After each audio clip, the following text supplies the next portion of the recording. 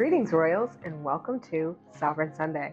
If you're new here, I'm Queen Tasha, and Sovereign Sunday is a space I dedicate to sharing empowerment lessons, intuitive guidance, and helping you remember who you truly are.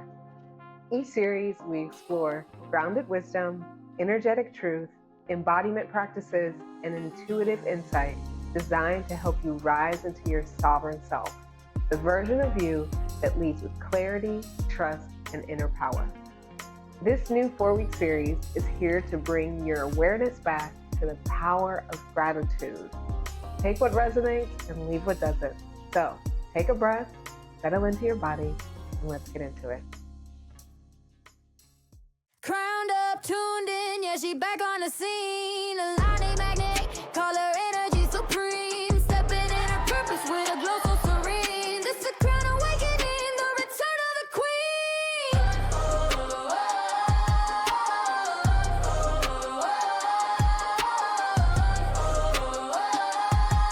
This a crown awakening, the return of the queen. All right, let's get into it. So, today's topic is the correlation between gratitude and self-worth. And we're talking about how gratitude doesn't fully work when your self-worth is fractured. Many women are unknowingly blocking what they're asking for or what they desire because they don't fully believe that they are worthy of having it. And we're going to unpack that. But you can't receive more if you don't feel worthy of it. We're talking about whether you feel worthy of what you desire, because gratitude isn't just about appreciation. It's about emotional confirmation that says, this belongs to me. And gratitude is how worthiness becomes embodied. You use that as the bridge. So the core truth is you don't manifest what you want. You manifest what you believe you are worthy of receiving. So I break this down, and I've had this conversation with several people. Like, when you are doing your desire wish list in your head, like, I want or I desire this, or I have this. If you're doing quantum, in a quantum way, you know, I have this much money, I have a boat, I have some land, all these things. Whatever it is that you desire that's not in your current reality, you have to believe that you are worthy of it. And that takes levels because you have to unpack a lot of programming. But let's say, for instance, like, I would love to make $5,000 a month. I think that's a reasonable amount of money for me to desire. It's not in my current reality. But I feel like it's something I am worthy of. I currently probably receive around 1,000-ish a month. And that gap in between isn't about increasing my motivation, increasing my affirmations. It's allowing myself permission to believe I am worthy of that. And for me, I like to do it as like leveling up. Now, can I say right now that I believe that I'm worthy of $20,000 a month? Not yet. I feel like once I start booking stuff, when I'm booked and abundantly booked on some of my services that I offer and things that I've been putting together with my new business, then I think my mindset will allow me to level up into believing that I am worthy of that amount. Right now, I feel like in my level up process, that's what I feel like I am worthy of. And what I have to reframe or shift is, do I need to struggle or suffer or hustle or prove to myself in some way that I have to earn it, or that I am worthy of it because of the cycle of energy that I am putting out to align with that, based on the things that are aligned with my purpose, aligned with giving, and then being able to cycle that back into receiving, versus I need to put in all this work, I need to hustle. Like, that's been my mindset. I'm shifting that masculine way of bringing in income or receiving wealth, receiving income, from exchanging my time for money, exchanging, hustling, and putting in a lot of energy and time that's unpaid. Shifting that mindset, shifting that energy from that to I am worthy of $5,000 a month because I am providing a service to the collective that is going to allow us all to rise. It's going to allow us all to win. And I deserve to be able to be a part of that winning in this reality where money is top tier. We all deserve to be rich in this reality, as money is the energy of wealth. And abundance comes in a lot of different things. Like, I am abundant. Am I abundant in money all the time? No. But I have everything that I need. And I am grateful of that. But it's shifting from earning that in a sense. I mean, I am still earning money, but you don't want to shift it, or you don't want to think of it as I'm earning money for trading services in a sense, or people buying services or paying me for services. We are exchanging an energy that's going to allow us to all win. And because of that, I believe that that is worth allowing me to live in a $5,000 a month lifestyle. And right now, the way that I live my life, somewhat aligns with that. I have I make my own schedule. I, do have my lollygag and my herkle-derkle moments that are longer than I would like, But in general, like, I'm living the lifestyle of a boss, of a woman who is worthy of $5,000 a month. And that's where I am switching that belief.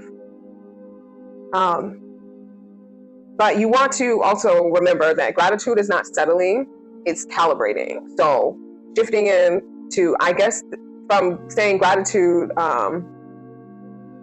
is, I guess this is enough. Like, I am grateful that this is enough, or I'm grateful that I have enough. Shifting that tone, like, that's where you start when you're starting your gratitude process. Like, you want to be grateful for what you already have. But when you've essentially like leveled up from understanding that or understanding that, it becomes a core belief.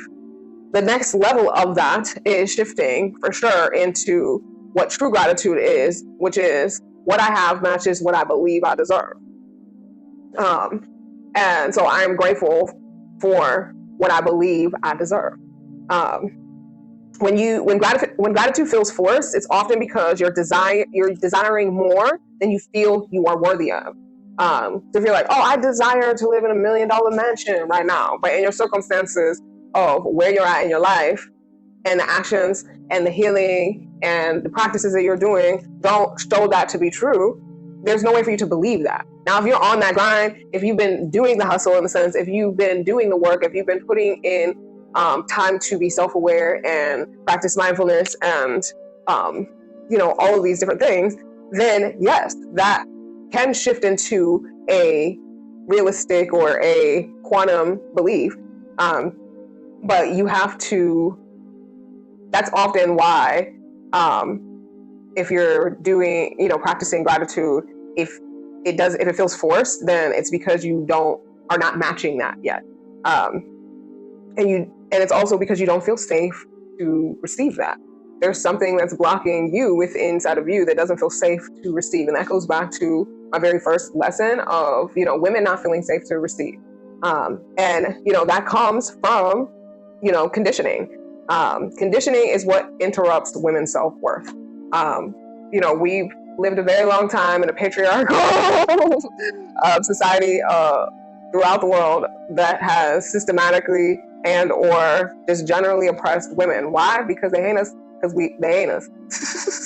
And the ways in which we want to live is not something that benefits them in the way that they want to live. And so women have been conditioned to be humble, don't ask for too much, be grateful for what you get, I'm taking care of everything, that kind of thing, because there was a time, specifically in American culture, that women couldn't have these things without men. And then once we started asking for it, or we started demanding it, it shifted the perspective of a woman and what and what is seen as positive in a woman. When a woman is in her full divine feminine, she is in ownership and self-realization of being able to receive. She is somebody that commands and declares things and support and attention and what she desires. And she's looked at generally as like a gold digger or, a diva or the Devil Wears Prada type thing. You know what I'm saying? These are women that are presenting masculine because they are competing in a masculine environment for the things that they desire. But in actuality, I believe that they are standing in their grounded, in a lot of cases low vibrational, but like in their grounded roots of their feminine, which is not having to prove yourself in the sense of like not having to feel like you have to do anything to get what you desire. Like that you should just be able to stand in your power, stand in your truth, and be supported in that. Why? Because when women do that, the cycle goes back out into the universe and it returns and multiplies. And that's how when a matriarchy is operational, like in its full, like that's where everybody wins. But women have been programmed to drink their desires, downplay their needs, and earn love, earn material possessions, earn different things instead of expecting it. A sovereign reframe for gratitude would be gratitude becomes powerful when it shifts from at least I have this, or I'm grateful that at least I have this, ... At least I have a place to stay. At least I have this, to of course I have this. Or I'm grateful because of course I have the support that I need. Of course I have a place to stay. Of course I have these things. I'm grateful for this because I am worthy of receiving. Of course these things are supposed, and that's not in an egotistic, it doesn't come from a place of ego. It's coming from a place of gratitude in the way of confirmation that you already have it. What I really want you to take away from like the correlation of gratitude and worthiness is gratitude expands what self-worth allows. So you don't manifest what you say you want, you manifest what you believe you're allowed to receive. And if you don't feel worthy of more, gratitude becomes that bridge. Not by pretending you have it, by feeling you're deserving of it because you already have it. Or because you are worthy of having it. And the way to anchor that is what you feel worthy of is what life agrees to deliver. So let's see, what do I have here next? So I want to do a embodiment practice because what helps me the most for reprogramming my own beliefs and shifting or reframing how my language and self-awareness is to do visualization technique. So I would like to guide you through a mini meditation or visualization meditation so that we can embody shifting our mindset from earning mode to receiving mode, from low self-worth in the sense of like not feeling worthy to feeling that we can receive in safety. All right, so get comfortable. If you're able to put your feet on the ground, if you're sitting, or just get comfortable in whatever feels good. And if you're able to, close your eyes or lower your gaze. You're going to put one hand on your heart and one hand on your belly. And we're going to take 3 deep breaths. Breathing in for 3 and breathing out for 4. In, 1, 2, 3, 4. Out. 1, 2, 3, 4. In. 1, 2, 3. Out. 1, 2, 3, 4. In. 1, 2, 3. Out. 1, 2, 3, 4. And bring your breathing back to normal. And with the hand that's on your heart, I want you to gently start tapping on your heart. This is to wake up and bring your body into awareness. Here, I want you to think about what I have reflects what I believe I deserve. What I have reflects what I believe I deserve. Now, I want you to take and rub into that spot, a little massage on your heart, and visualize one thing, maybe something recent that you were desiring, that you had to wait for. But now you have it, and you love it, and you use it all the time. It could be something small, something materialistic, something that was in your Amazon cart that's changing your life right now. It could be a home, it could be a child, it could be a dog, it could be anything. Something that you were really desiring, and you had to wait for it, whether it was to afford it, to have time for it to come. And now you have it, and you love it. Take a moment to remember that feeling of the desire and the feeling of having it now. And take a deep breath.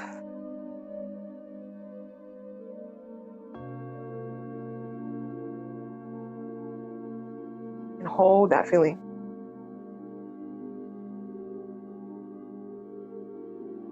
Now, with that feeling and thought in mind of that thing that you really, really wanted, and now you have it, it's so awesome that you get to enjoy it. Now I want you to tap lightly on your belly with the hand that is on your belly, the same way that you're rubbing your heart. Wake up that power source of where receiving lies. It's where pleasure and receiving is energetically expanded. Now I want you to think about the next thing that's on your list that you desire. Imagine it and hold it. Be excited about it. Now take that same feeling that you have of something that you desired already previously, that you were holding that feeling.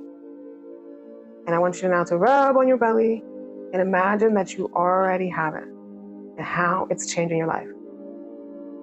Take a moment to set into that feeling.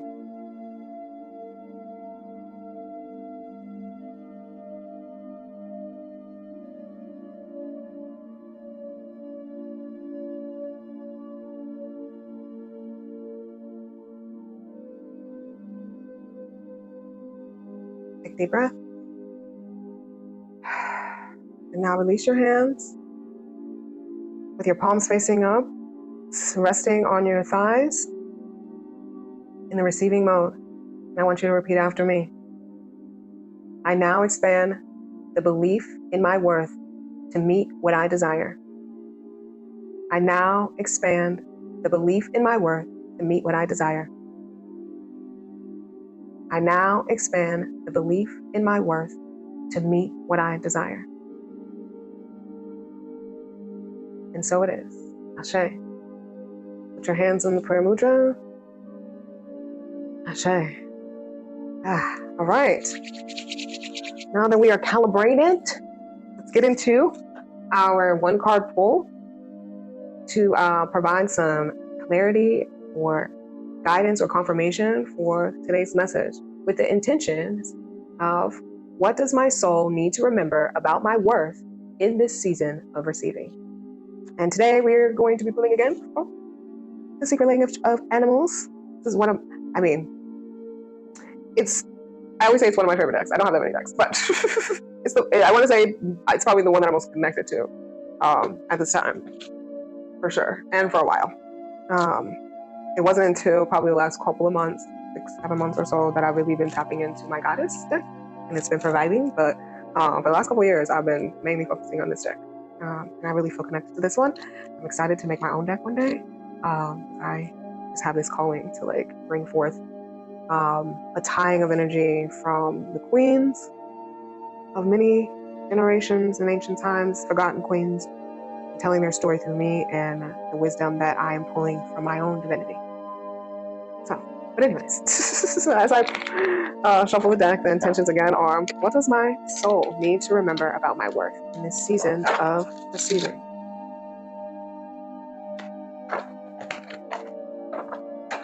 I think for me that My soul needs to remember about my work that I need to be gentle with this season of receiving, because I already know I'm that queen. And I have to be gentle about how I present that in this season of receiving support and community, because, you know, the lion can come off brash. That's why they have their own little pride and they're very territorial about it. Like, I don't know you can't step with us. I'm very much like that. Not in a mean way, but more in a just like, I like my privacy and space, and I am excited that I'm attracting what I desire, but at the same time, because I'm worthy of it. I put in a lot of time, but I'm worthy of it because we are worthy of being able to be surrounded by a tribe, soul family, community, however you want to put it. And I'm excited that I am now finally aligning with that desire, and I'm grateful. So yeah, I am doing a 1-card pull just to set in our message for today. I've been doing a spread pull. It's kind of been working out. So I'm just spread out the pulls. What does our souls need to remember about our worth in this season of receiving? Especially if you're a Leo or a fire sign, it is our time to shine, baby. It's our time to win. Financially, for sure. Okay, something was calling me over here. We're going to pull that. This brings me joy, and that's its first word. Because anytime I see a dolphin, and I haven't seen one yet since I've been here in Mexico, but it brings me joy. This is a sign that I'm going to see a dolphin soon. It's got to be. I'm going to go out to the beach, a couple days. The dolphin's going to finally be like, I'm here. But the dolphin represents joy, light, flow, and compassion. Yes, and it's number 4, which I also love number 4, as I was born on the 4th. All right, let's see what the dolphin wants to say. Here. Obviously, the dolphin is in our element sign of water. All right. Mammal cousin to the great whale, dolphin has been revered throughout the ages for its grace, intelligence, and lightness of being. With ancient beginnings as a creature of the land, dolphin evolved over time to master a life between worlds, breathing air and giving birth as we do, but from the quiet sanctuary of the water realm. In ancient Greece, dolphin was honored as a messenger of the gods. To kill a dolphin was a crime punishable by death. The Celts saw the dolphin as the protector of sacred wells and holy waters, and Sumerian linked dolphins to Ionis, the deity of the seas. In Egypt, dolphin was an expression of the goddess of Isis, while Christian symbolism depicts the dolphin as an aspect of Christ. Indigenous Australians have long revered dolphin as a great guardian spirit from which some of their tribes are direct descendants. Regardless of origin, countless tales throughout the ages tell of dolphins reaching out and interacting with humans in friendly, protective, and playful ways. Considered the king of fish by many ancient cultures, dolphin brings to us the energies of compassion, community, and playful generosity. Traveling in close-knit family pods, dolphin moves like light in motion, leaving a trail of grace, magic, and joy for all to share. The message: weaving the elements of water, air, of sun and moon, of yin and yang, dolphin brings to you the gift of freedom found in the playfulness. Power expressed through harmony, and uniqueness found in connection to yourself, your community, and that which makes you come alive. When life becomes too serious and bound by effort and goals, dolphin reminds us of the energy of spontaneous flow. Dolphin now calls you into the realm of synchronicity with trust in the magic of the moment. The time is now to follow the energy of inspiration on your path. Dolphins are one of the only creatures that truly value joy and pleasure, both as an end result and a way of being. The message of dolphin is simple but profound. If you want to feel happy with the outcome of your endeavors, seek first to enjoy the journey. If you want to love what you are doing, start by giving yourself permission to do more of what you love. Dolphin is here to remind you of the magic of your dreams and of visions you once held, but thought you had lost. It matters not what waves may have passed you by. Now is a fresh moment, and dolphin is calling you to surf the magic of your inner call. Be open to new friendships and be ready to share your gifts graciously with others. They are needed in the world. As dolphin harnesses the power of waves to soar with great speed and lightness of being, now is the time to follow the energy of that which excites you. The wave of life are your playground. Let your inspiration carry you. And the affirmation is, I follow my bliss, knowing that I am worthy to experience joy. Riding the waves of inspiration within me, I bring joy and light into the world. Ashe. I love confirmation when I do these readings. That's the powerful thing about being an oracle card reader. Like, it's not about, it is about what was written in the books, but it's also being able to call in intention, call in divination, call in your spirit guides to use the cards as a divine message through what the oracle, the author of this message, put here for us to understand. And through their words is where our spirit guides and different energies come through to speak to us. And that's why I'm so connected to this deck, because I feel like I get a lot of great messages through the animals from my spirit guides, because I'm definitely an animal person, in a way that I'm just like waiting for an abandoned something, raccoon, bird. I'm not super picky. I'm hoping not like a jaguar, because I got two small dogs, but I would take, you've seen the videos, to that extent. Not that I would have like an animal sanctuary in a sense, but like where I would rescue something strange. But yeah, I think being worthy of joy and being worthy of being able to treat myself to things is the level that I'm on next, which is a boss level for sure. It's like, okay, I am worthy of being able to now go and get my nails done on a regular basis. Why? Because I need to take care of my hands. I don't have time to do my nails anymore because I'm bossing up. And it is a very nice treat to allow myself to age really graced. And I'm grateful that now I can afford to do that because I make $5,000. So it's like, no, that and other joys of life. Like, I want to treat myself to being a tourist in my cities because I've been a nomad, which is different. Being a nomad and being somebody who travels is different. When you travel, generally you travel on vacation, you're traveling for a new experience, and it's a short-term thing where you try to compress a lot of different things because you're there temporarily or you're there for a reason. For me, being nomadic, I'm just living my life in my hermit crab. I just went and picked up my RV. In my hermit crab shell, which is my RV, and moving it around. But I don't generally live as a tourist because, one, I'm not a mass consumer. I contribute where I can, but like, I'm not a mass consumer. I do want to be a more conscious consumer, and I am grateful that making $5,000 a month allows me to be able to get back to being a more conscious consumer, which is shopping locally and not doing one-stop shops. One-stop shops are like the biggest cripple for me because sometimes I just don't want to be out or be at the store or whatever, or even order it. You know what I'm saying? I like to go and touch it and see it. I'm also so. But like, one-stop shopping is where the man wins. Like, you got to go to the local shops. And what's nice about Mexico is you can go to the butcher, the baker, and the candlestick maker. There's all of that around, and you can shop locally. I've done some of that when I first got here, but I have been one-stop shopping at Soriana. It's a local Mexican place versus Walmart and Costco. And Sam's Club, but it's still like supporting the man. And then also shopping, when I'm shopping online, shopping more conscious again is something that I can now afford again in my boss era, okay? And not to say I haven't been in my boss era this whole time, but I'm leveling up my boss mode, okay? Boss mode has levels, okay?